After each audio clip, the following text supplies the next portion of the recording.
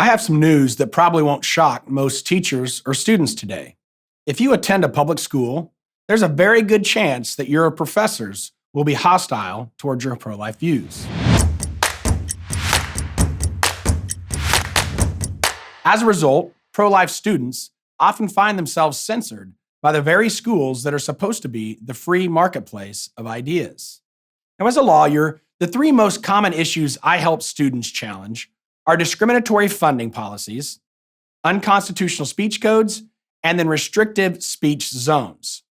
So in general, discriminatory club funding disadvantages certain student groups simply because the school doesn't like the club's message.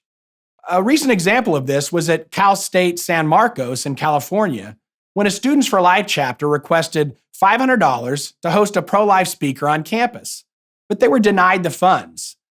But after a court learned that the Gender Equity Center and the LGBT Pride Center was granted $300,000 to promote their views on campus, it ruled that the Students for Life Club had been unconstitutionally discriminated against.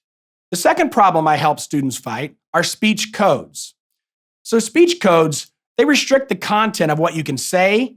It protects unpopular speech so that the many and the powerful cannot suppress the voices of the few, the weak.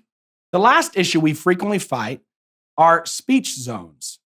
As a student at a public high school or university, you have the right to speak in the open outdoor areas of your campus. The only permit you need is the First Amendment.